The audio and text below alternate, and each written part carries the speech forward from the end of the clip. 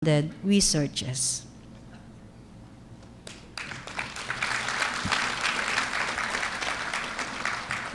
Our next Dangal ng Bayan awardee is San Ubaldo B. Esteban, Electrical Inspector 1, Bureau of Fire Protection, Tabuk City, Kalinga. For his selflessness and valor, voluntarily conducting rescue operations and emergency services, saving lives of victims of ambush and disasters, even if it means putting his life on the line. He conceptualized the emergency medical services and special rescue unit of the Bureau of Fire Protection in Kalinga, launched information campaigns for the public, and facilitated first aid training among students and citizens in different barangays. Our next Dangal ng Bayan awardee is Cesar Q. Letada, Driver 1, Bureau of Internal Revenue, Legazpi City, Albay. For his integrity and dedication to duty, he carried out his regular tasks with exemplary performance and always returns lost wallets containing huge amounts of cash to their rightful owners. He returns every single centavo of the money entrusted to him when asked to run errands on official business, thus making him well respected by his peers and an ideal public servant.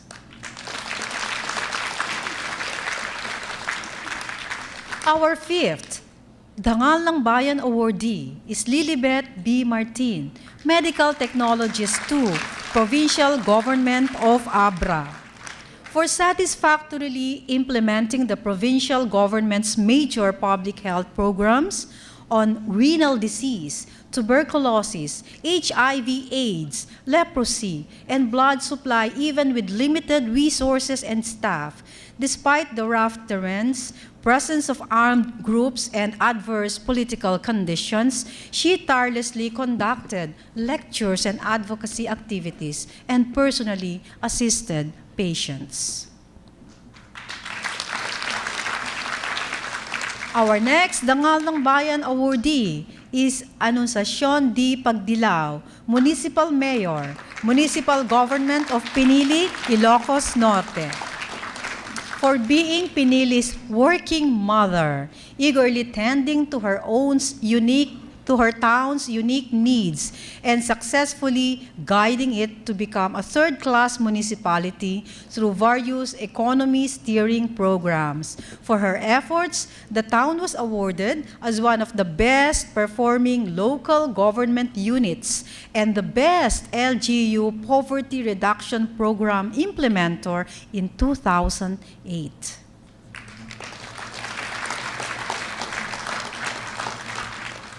Our next Dangal ng Bayan awardee is Maxima D.C. Riola, Midwife 1, City Health Office, City Government of Antipolo, Antipolo City, Rizal.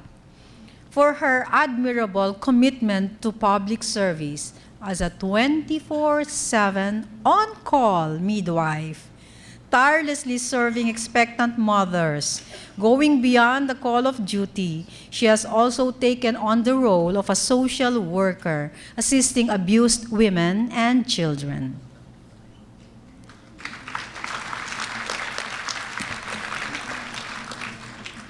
Our eighth Dangal ng Bayan awardee, the 8 DNB, out of 1.4 million government workers in 2009, is Estanislao N. Temblor, Senior Fire Officer 1, Bureau of Fire Protection, Naguilian Fire Station, Naguilian, La Union.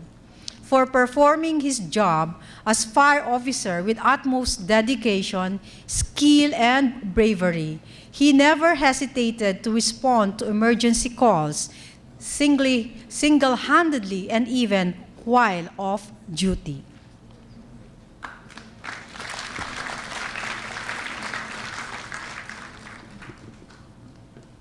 Congratulations to the 2009 Dangal ng Bayan awardees.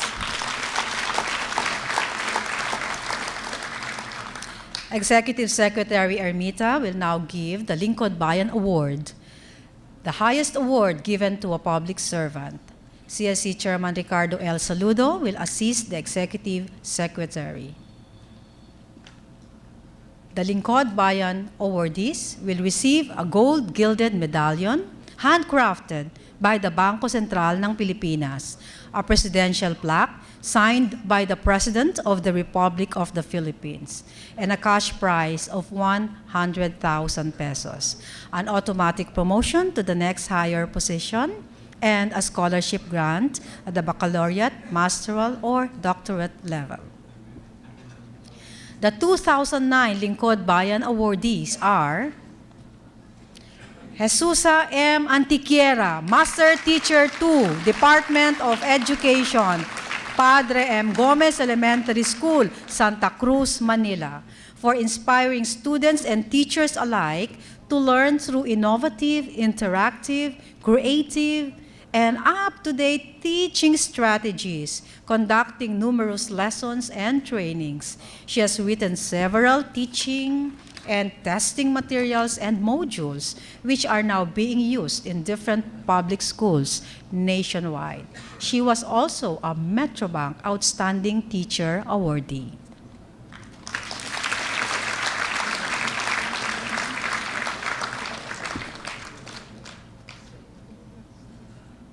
Thank you.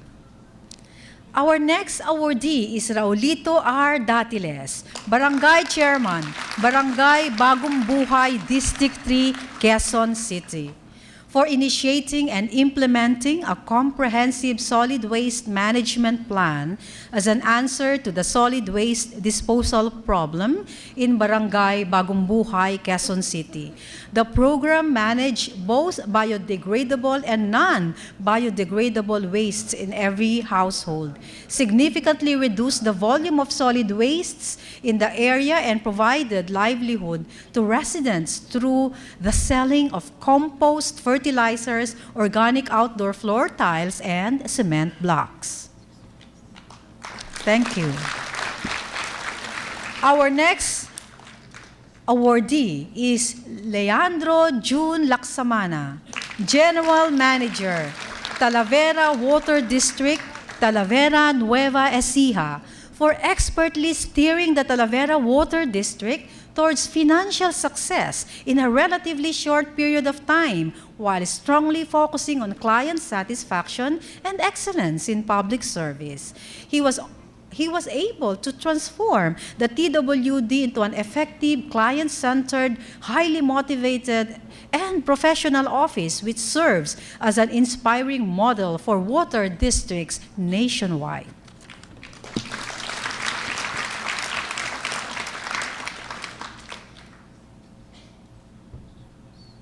Our next Presidential Lingkod Bayan awardee is a posthumous awardee, Gumersindo D. Lasam. The award will be received by his wife, Maria Olivia.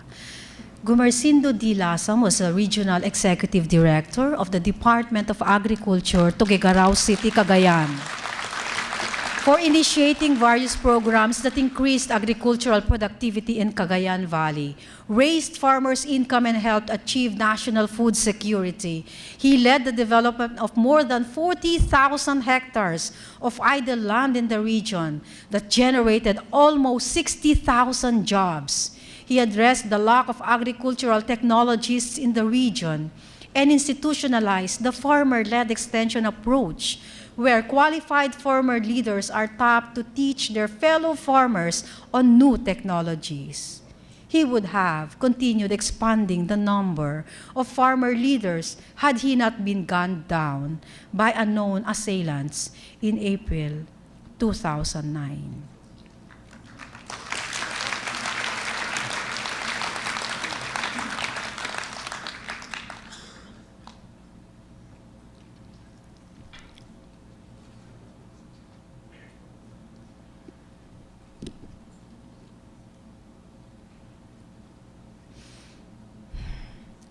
Our next Presidential Lingkod Bayan awardee is Eric E. Noble, Police Superintendent, Philippine National Police, Santa Barbara Police Station, Santa Barbara, Pangasinan, for his honorable service to the country, bringing prestige to the institution he has served for 17 years as a police officer. With his keen eye for detail and innate investigation skill, he was able to discover over 100 ghost cops, policemen who were no longer in the service, but who continued to receive salaries and benefits. In the process, the PNP saved more than 3 million pesos a month. Eric E. Noble has also been a Metrobank awardee.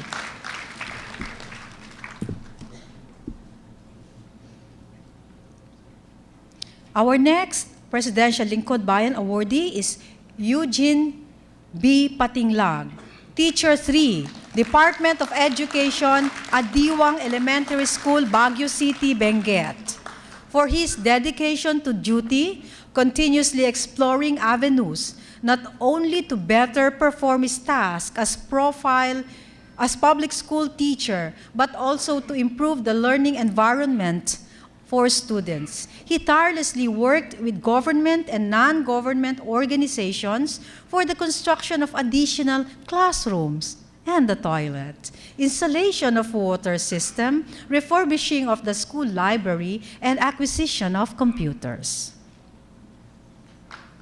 Thank you.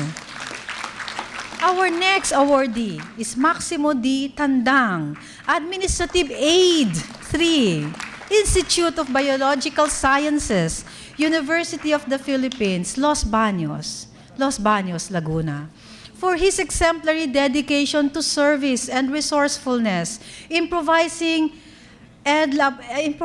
laboratory apparatus, and providing low-cost alternative equipment that have generated savings for the university facilitated conduct of laboratory exercises, translating to better quality of generated data.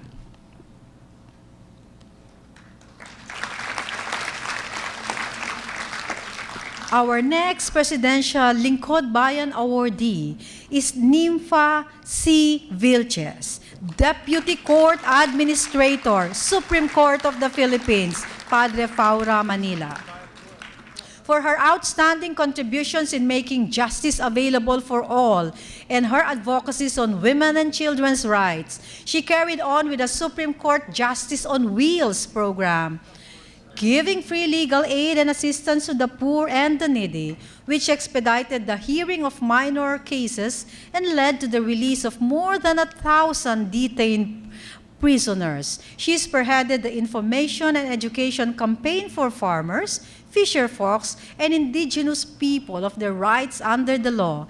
In her 26 years of public service in the Supreme Court, she has displayed professionalism and efficiency in the execution of her responsibilities.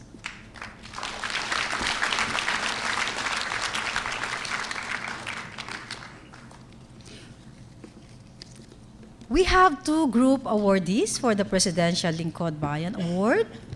May we now call on the Naga City Public Service Excellence Program, or PSEP team, City Government of Naga, Naga City, Camarines Sur. To receive the award for the group is Ms. Teresita M. Zapata.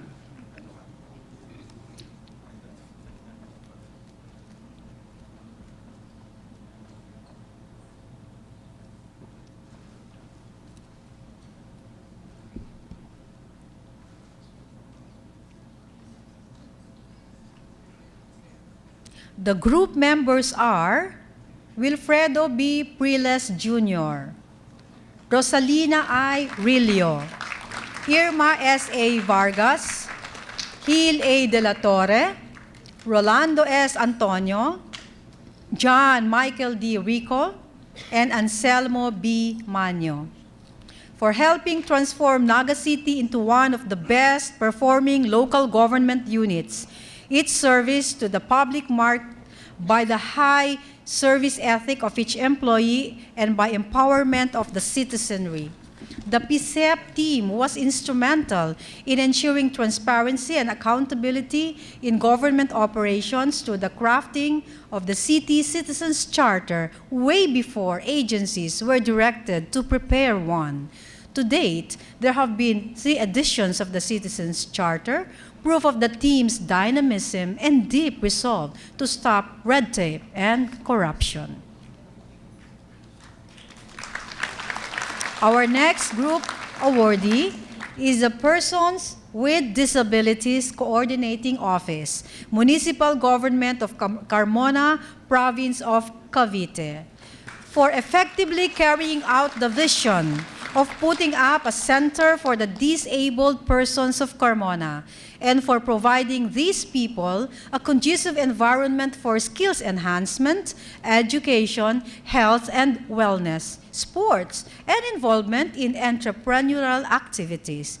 The PWDCO bravely faced the challenges of special education and has become an ideal center for disabled children where they discover and develop their potentials, gain opportunities in living a normal life, and become productive and useful members of society.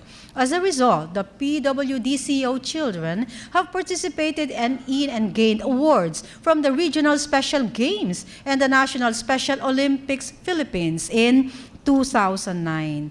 The group members are Mayor Roy M. Loyola, Rosabel L. Mercurio, Jenaline I. Babila, Cherry A. Ramos, Catherine L. Buena, Abigail O. Panganiban, Winchell V. Dilla, and Janet F. Buendia.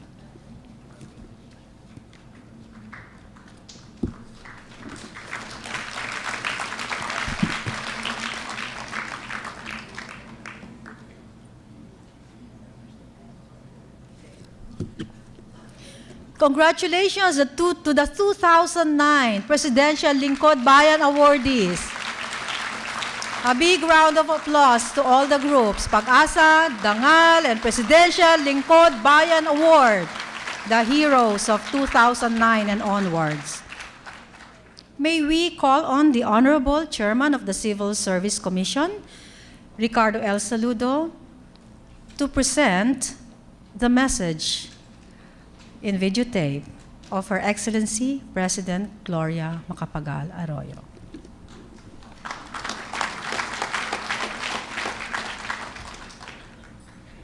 Thank you, Lisa, and may I call your attention to the video projection screen. I think we have a message from the President. She's unable to join us today because she's on a foreign mission, but she, of course, joins the entire bureaucracy in celebrating the 109th anniversary of our work, our civil service, and also joins us in congratulating our heroes in Republic service, our Presidential Lingkod Bayan, Dangal ng Bayan, and Pag-asa awardees today. Thank you, please.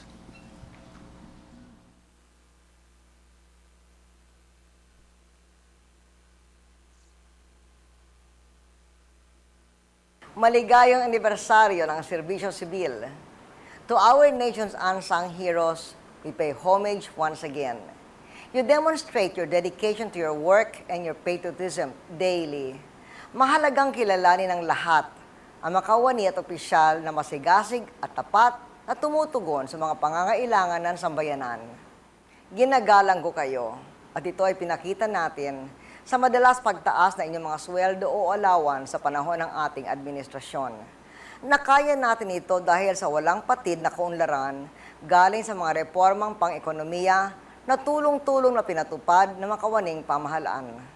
We commemorate Civil Service Month at a time when the world has been shaken by the global economic crisis. 2/3 of the world went into recession, but we are one of the 1/3 to have withstood the onslaught and kept our growth positive. Thanks to our reforms and the hard work of our civil servants, our economy is stable and strong. Growth is picking up, inflation is low, and we are ready for the economic rebound. So overall, let us be bullish about our prospects for a solid recovery. And this is because of our committed public servants who respond swiftly to the needs of the people, who aim to give more and better than before, and who tirelessly work to realize the aspirations of the Republic. Sa anibersaryo ng Serbisyo Sibil, nagpupugay at nagpapasalamat ang lahat sa mahigit sa 1,400,000 lingkod bayan ng Pilipinas. Salamat sa walang sawang pagbibigay ng serbisyo at sakripisyo. Salamat lalon-lalo na sa makahanay na nagpakita ng katangi-tanging paglilingkod. Let us continue to work together to beat the odds in building a better Philippines through Republic service. Mabuhay ang civil service ng Pilipinas.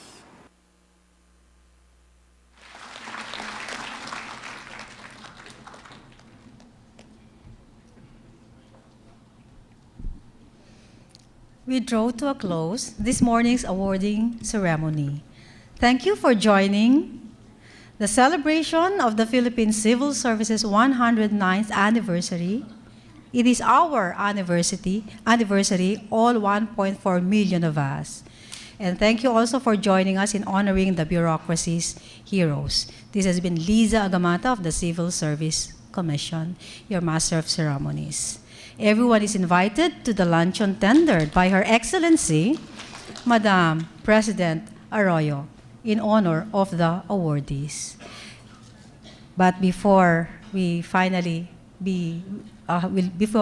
have lunch, there'll be a photo opportunities with the Executive Secretary and our esteemed officials, with the Pag-asa awardees first, and then the Dangal Bayan awardees, and finally the Presidential Lingkod Bayan awardees. Please, let's have a very organized photo opportunity. Thank you very much and congratulations.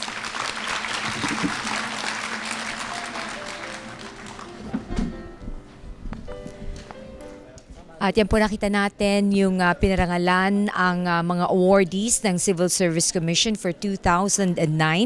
At babasahin ko lang po yung mga pangalan nitong binigyan ng awards. Sa Padre M. Gomez Elementary School teacher na si Jesusa Antiquiera, Barangay Bagong Bayan Chairman Raulito Datiles ng Quezon City, Talavera Water District General Manager Leandro June Laksamana ng Nueva Ecija, at DAR Regional Executive Director Gomercindo Lasam, posthumous ng Tuguegarao City, Cagayan, Police Superintendent Eric Noble ng Santa Barbara, Pangasinan, Adiwang Elementary School Teacher Eugene Patinglag, Baguio City, Benguet, and Maximo Tandang, UP Los Baños, Administrative Aide, Deputy Court Administrator Nympha Vilche, Supreme Court of the Philippines at Padre Faura, Maynila, at Naga City Public Service Excellence Program Team, Persons with Disabilities Coordinating Office, Carmona, Cavite. Yun yung mga group awards. At ngayon ay makakapanayam natin si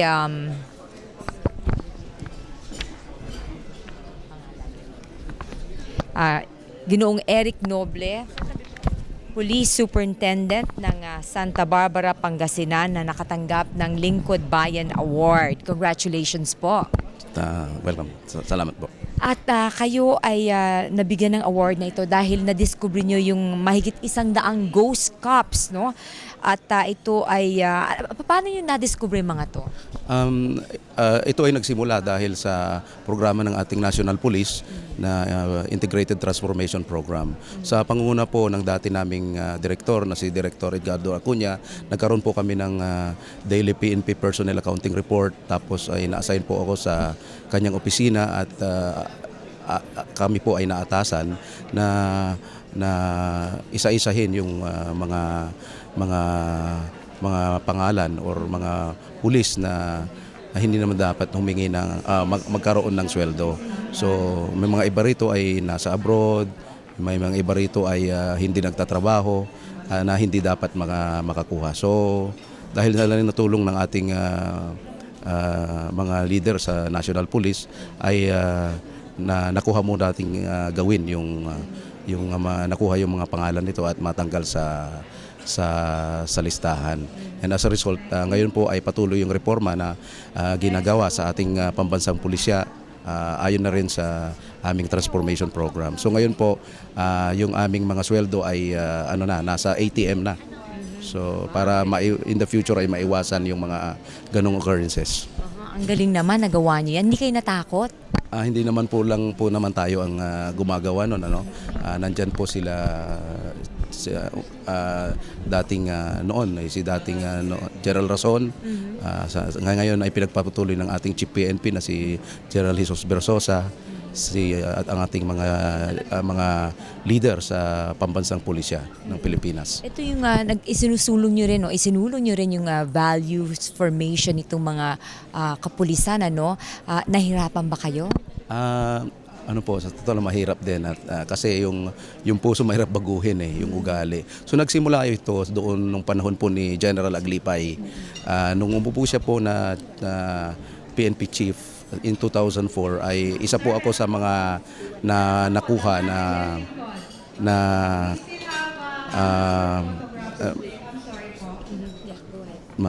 tinatawag na po ako. Tinatawag na kayo. Sige, maraming salamat po. Congratulations.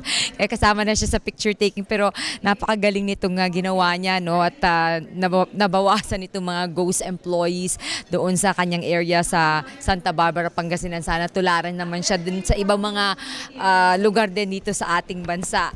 At mawala na itong mga ghost employees. At ngayon naman po ay makakapanayam natin si Alma. Hindi pa. Yung susunod. Okay. Ang kinatawan ng Camarines Norte Water District Pag-asa awardee. Ito yung ang kanilang kinatawan ay ang kanilang director na si Maria Antonia Boma. Magandang umaga po at congratulations. Thank you. Magandang umaga rin po sa inyo. Nag-implement kayo nitong mass socialized water supply dito sa area nyo, no? Ito yung mga lugar na talagang mahirap puntahan. Can you tell us how were you able to do this? Kasi ang sa amin pong service area is about 183,000 hectares, no? So napakalawak po. So hindi lahat ho nadadaanan yun ng aming mga tubo. So ang ginawa ho namin, nagkaroon ho kami ng delivery programs like yung pong hatid tubig sa barangay, yung pong water lorry namin, dinadala namin sa mga barangay para magbigay ng tubig inumin. And then we also have water point, like yung pong isang lugar na malayo sa distribution line namin, meron pong isang common faucet at doon sila sumasalok, tubig inumin po, para maligtas lang sila doon sa mga sakit na galing sa tubig. So yun po ang ginawa namin. At yun naman pong meron mga area po na malayo sa aming service area na pwede naman ho sila magkaroon ng individual tap. We have this independent water supply system. So lahat po yun, envision na magkaroon ng tubig ang madami sa amin sa mga konsesyonaryo sa constituents ng probinsya. Saan po itong mga lugar na ito?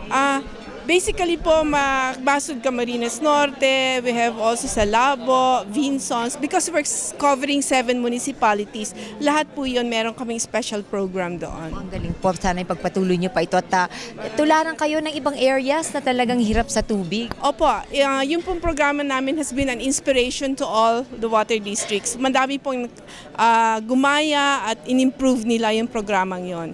Okay, congratulations po muli at mabuhay kayo. Maraming salamat po.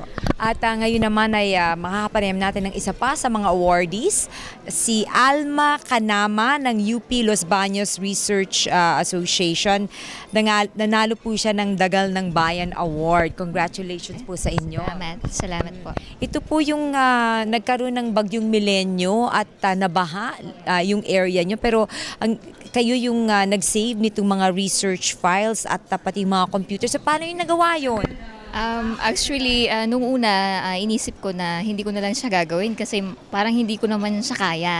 But dumating sa point na talagang sabi ko, I think I have to do everything I can do while nandito ako. Gaano kataas ang tubig?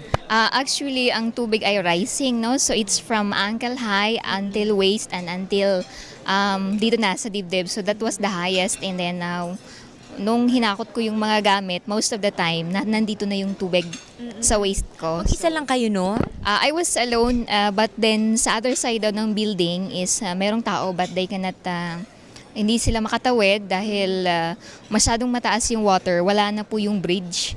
So they cannot go to help me kung ano man. So nilangoy nyo yun, yung mataas na tubig? Hindi ho, naglalakad ako. Naglalakad ho ako dun sa tubig. So, yun, everything I can do, yun, sinave ko lahat. At yung molecular genetic equipment, gaano kalalaking equipment na yun at nadala nyo? Depende po. Mayroon kaming isang machine, PCR machine, that is worth more than 300,000 pesos. So, naisip ko lang na, nako, kailangan ko pala yung isave. So, takbo ako kasi magkalayo po kasi yung mga lugar na kung nasaan yung aming mga equipment. So, I have to prioritize kung alin talaga yung aking isasave. So, malalaki siya. If you will see the computer monitor, may ibang equipment na mas malaki pa doon. Saan yun ipinatong yung mga gamit? Umakit ako dun sa second floor kasi meron naman kaming second floor. So, yun, dun ko siya nilagay. And then at some point in time, hindi ko na siya kaya kasi sobrang bigat na. So, yun, nilagay ko na lang siya sa hagdan. So, sa hagdan paakyat. So, yung most of the gamit na na-save ko, dun ko siya nilagay muna. But yung pinakauna kong na-save, which is medyo malakas pa ako noon, so naiakit ko siya dun sa isang laboratory namin sa second floor. So congratulations, pagpatuloy niyo. Sana huwag nang bagyuhin yung lugar nyo. Mahirap yung ginawa mo. Maraming salamat.